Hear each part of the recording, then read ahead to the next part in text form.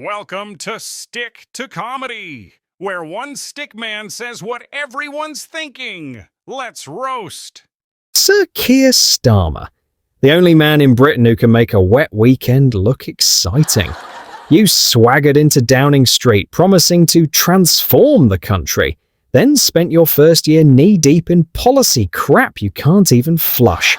You've performed more U-turns than a target-blind learner driver, minus the learner. Let's start with your winter fuel allowance massacre. You slashed heating payments for 10 million pensioners, freezing Granny's arse off, then pretended it was a mistake, and U-turned when the Daily Mail locked on like a heat-seeking missile. You attacked the vulnerable twice, first by stealing their cash, then by humiliating them on live TV. Bravo! You're a walking hypocrisy festival. You rake in near £10,000 of free Arsenal corporate hospitality while your government slashes disability benefits. Disabled Brits lived in fear as PIP cuts ripped away support, yet you snuggled into VIP boxes like a cash cow props manager at the Emirates. The only person more out of touch is the arts minister who thinks TikTok is a new luxury car. Oh, and the freebies don't stop there. You and Mrs. Starmer accepted designer clobber from Labour donors, breaking every rule in the Code of Conduct. Parliamentary standards? You treated them like a toddler treats vegetables, ignored them until you threw a tantrum and pretended you'd never tasted Brussels sprouts. Two-tier policing wasn't your idea. Elon Musk gave you the moniker, and frankly, he's earned it. You let millionaire rioters roam free while kettling students with £10 banners.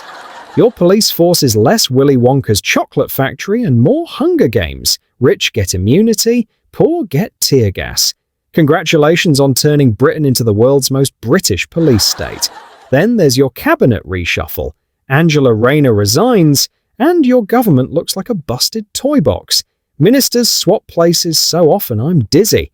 You've lost more personnel than a zombie apocalypse survivor. If your leadership were any weaker, it'd have to wear a sign saying, "Please step on me."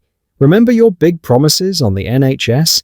Waiting lists are longer than your election victory speech.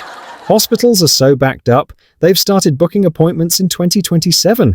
You talk about listening to doctors, but the only thing you hear is the faint echo of voters laughing at you. Your economic strategy is wizardry in reverse, making money disappear faster than your polling numbers. Growth forecasts plummet like a failed bungee jump. Inflation's still racking up, and you blame global forces. It's easier to believe you actually have a plan if you squint really hard and cover your eyes. Oh, and I don't dream. You're the only PM who brags about being emotionless. Starmer's bedside manner is so cold, cardiologists use it to induce hypothermia. You're about as inspiring as a soggy crumpet.